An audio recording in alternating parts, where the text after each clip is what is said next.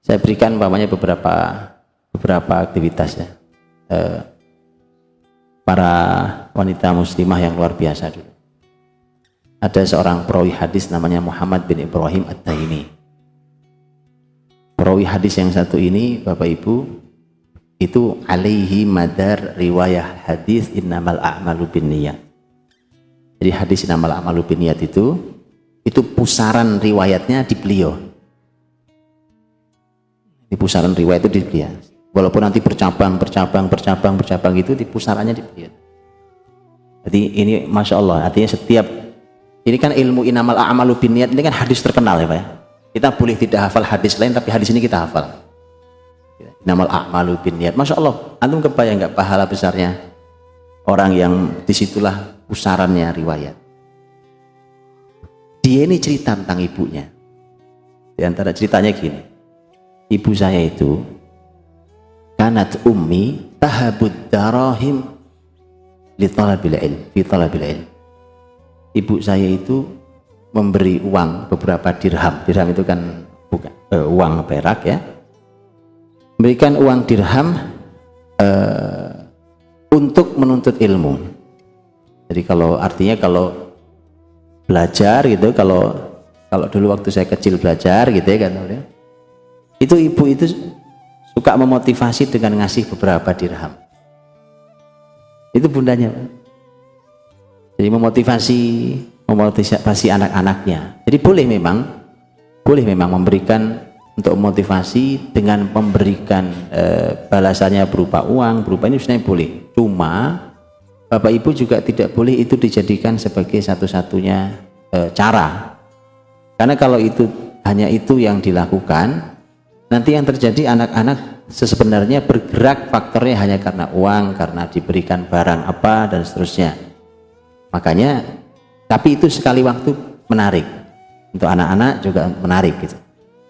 Nah itu jadinya ya seperti tadi Muhammad bin Ibrahim At-Taimi yang kita tahu beliau salah satu perawi hadis yang ada dalam Sahih Bukhari, juga tentang diantaranya tentang hadis innamal a'malu binniyat. Nah kalau bicara tentang masalah peran wanita, sebenarnya sebelum bicara tentang teori tadi seperti memberikan uang, motivasi anak-anaknya, menguatkan anak-anaknya, menasehati anak-anaknya. Dulu ada wanita namanya Amrah, ini muridnya Aisyah ini, radhiyallahu anha. Dia ini punya anak, Amrah ini punya anak. Itu salah satu nasihatnya tentang bagaimana milih pergaulan. Bundanya ngasih nasihat tentang milih majlis, artinya kumpul-kumpul, milih komunitas lah hari ini, kumpul-kumpul sama siapa kamu nak. Karena kamu di komunitasmu itu pilihannya adalah kamu bisa melakukan kebaikan atau kamu membantu kemungkaran. Masya Allah gitu, ibu yang mendialogkan ini. Nah tapi itu sebelum bicara tentang peran-peran itu, memang para wanita memang harus memposisikan diri dulu yang benar posisinya. Cara pandang kita bahwa wanita itu hebatnya di luar rumahnya itu harus dibenahi dulu. Selama itu belum dibenahi, nanti tetap aja kita akan kepentok dengan banyak sekali masalah yang susah diselesaikan. Saya kasih contoh.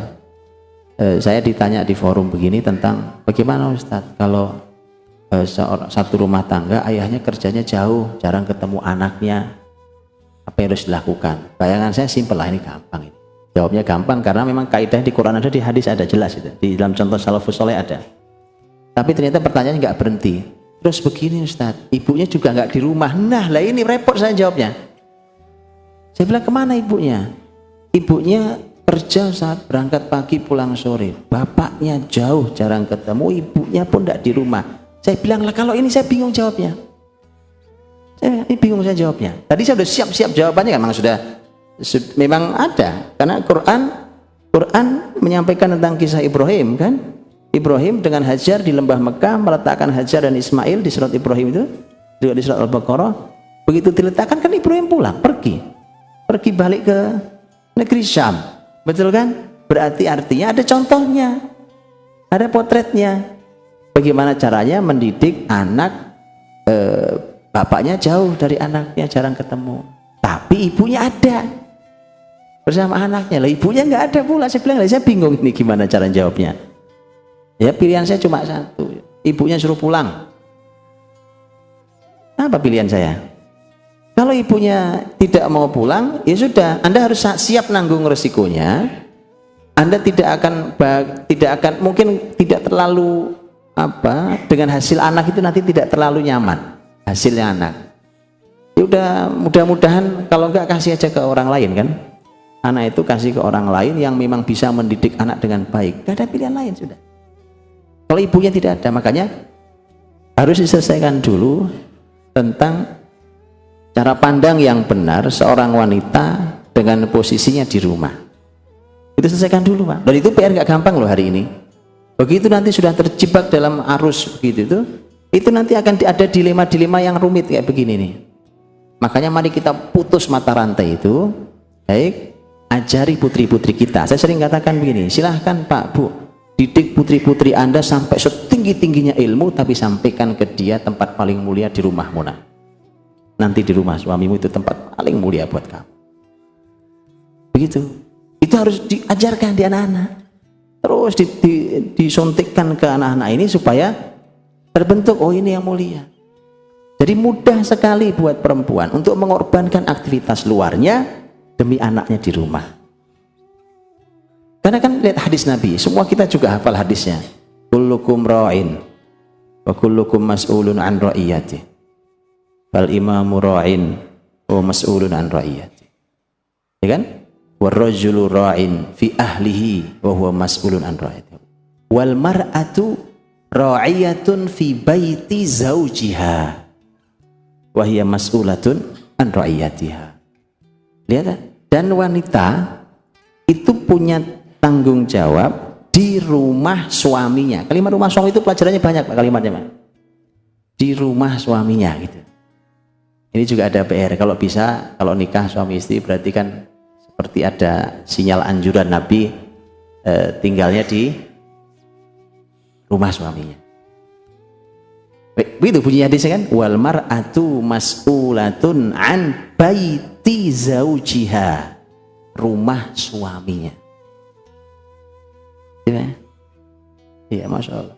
Jauh lebih, ini tentu keadaan-keadaan tertentu ya. Kadang-kadang ada keadaan-keadaan yang mendesak, orang tuanya mungkin sendiri sudah tua, nggak ada yang ngurus, mungkin ya lain cerita. Tapi kalau dalam keadaan normal-normal, Masya Allah, antum tinggal di rumah sang suami ini ya, walaupun mungkin ngontrak, Pak, dengan rumah yang tidak terlalu besar, jauh lebih mulia itu ya. Jauh lebih mulia, Pak. Yang begitu itu juga harus diajarkan konsep ini. Nah, ternyata wanita punya tanggung jawab di rumah suaminya. Jadi apa yang dimaksud? Jadi di antara tanggung jawab wanita ternyata mengurusi rumah suaminya. Tentu rumah suami itu ya masalah kebersihan, kerapian, keindahan, ya kan? Iya. Itu. Nah, berarti kan kalau sudah demikian, apa gunanya seorang perempuan sekolahnya tinggi sekali, rumahnya berantakan? Dia tidak tahu tugas mana yang lebih utama dalam kehidupan seorang. Ini saya sebut tadi, yuk diposisikan, yuk kita balik ke posisinya kita dulu masing-masing. Karena kalau kita belum kembali ke posisi kita masing-masing, nanti kita akan, kalau bahasa kita overlapping hari ini, Pak. Ini tumpang tindih lah, ini ke sini, Pak. Ya, perusahaan mana yang mau berhasil kalau begitu caranya? Ya, kalau perusahaan tumpang tindih pekerjaan, ya kan? Lo bayangin aja, Pak. Pak manajer ngerjain pekerjaannya OB, satpam ngerjain pekerjaannya manajer, berantakan perusahaan. Overlapping semua tumpang tindih. Yuk balik sekarang, SOP-nya mana? Jelas ya, bahasa gitu, bahasa perusahaannya. Jelas nih. Sekarang tugasnya suami di sini posisinya, perjelas posisinya, istri di sini posisinya. Seorang ibu posisinya mudah, jelas. Wanita itu tempat paling utamanya di rumahnya. Baik. Wanita boleh kok keluar rumah, boleh. Punya penghasilan, boleh. Islam tidak pernah melarang. Bahkan ada sinyal-sinyal yang malah luar biasa di Quran. Kalau perempuan itu juga dianjurkan untuk bersedekah. Lah sedekah uang siapa kalau dia nggak punya penghasilan? Betul kan? Kalau uang suami dia sedekah harus izin suami kok. Dia nggak bisa leluasa. Kalau mau leluasa uang dia sendiri. Jadi Islam tidak pernah melarang. Dan contoh tertingginya Ummahatul Mukminin.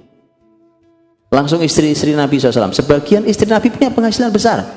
Di antaranya Zainab binti Jahsy radhiyallahu anha. Itu penghasilannya besar. Sampai Aisyah mengatakan Zainab itu wanita yang terampil tangannya sehingga punya penghasilan banyak dan sedekahnya banyak. Itu kalimat Aisyah tentang Zainab binti Jahsy radhiyallahu anha. Gitu ya. Jadi Islam tidak melarang, sama sekali tidak melarang wanita punya penghasilan, bahkan besar sekalipun. Tapi tadi dia tahu dulu mana yang prioritas dalam hidupnya, gitu. Nah, prioritas ini Pak, ini fikih prioritas ini yang mahal, harus tahu dulu. Nah, begitu dia boleh keluar, dia boleh punya penghasilan. Penghasilan kan juga nggak mesti keluar rumah, ada yang di luar, ada yang di dalam rumah. Karena memang ada aktivitas, ada tugas-tugas yang memang itu wilayah perempuan, berarti yang ngerjakan memang harus perempuan. Nggak mungkin laki-laki, berarti kan harus disikapi yang begitu itu. Ya, nah dengan demikian nanti kalau dia tahu mana yang prioritas, kalau berbenturan kepentingan, dia tahu mana yang harus dikorbankan, betul? Ya, dia tahu mana yang harus dikorbankan, dan sampai salah mengorbankannya. Nah, kekacauan sistem zaman hari ini sebenarnya mereka sedang mencari konsepnya. Antum gak usah ikut-ikutan nyari, mau ada di kan? Biar mereka aja nyari, nggak akan kemana-mana mereka Pak. Anjuran untuk sekarang perempuan mulai memperhatikan rumahnya, anak-anaknya, wah itu sudah di negara-negara non-muslim pun sudah kembali begitu. Biarin aja, mereka biarin aja ya kan, nah, sodorin aja. Antum nggak usah ikut-ikutan sibuk nyari, ya kan? Karena Islam punya itu. Baik, nah yang begini teman-teman dirahmati Allah, Bapak Ibu berbahagia, mari kita tanamkan ini di generasi kita, di anak-anak kita. Ini kalau kita bahas tentang perempuan berarti di putri-putri kita, ajari seperti ini. Diajarkan konsep perempuan itu seperti apa, ya kan? Nanti mereka harus punya life skill tadi saya katakan, bahkan punya penghasilan, diajarkan. Ya, dan itu Islam punya panduan juga. Nah, baru nanti kalau 3 kemuliaan sudah diraih, dia tahu prioritas, dia tahu posisinya di mana, dia tahu tugasnya apa. Nanti namanya didik anak, mendidik anak dengan semua teori yang kelihatan rumit, insya Allah nggak rumit kan? Karena dia sudah punya modal. Kalau ibarat kerja itu modalnya sudah besar sekali, jadi insya Allah tidak akan sulit. Kesulitan kita hari ini adalah modal kita kecil, serba cekak mepet gitu Pak, itu susah. Ya, mari kita ambil dulu modal besar ini. Ya, tadi beberapa poin yang saya sampaikan tadi. Dengan itu mudah-mudahan bisa baru kita bicara tentang masalah konsep mendidiknya kayak apa, tugas perempuan di mana, bagaimana ceritanya dan seterusnya. Kalau besok saya kira itu, Bapak Ibu, mudah-mudahan yang sedikit ini bisa memberikan panduan buat kita.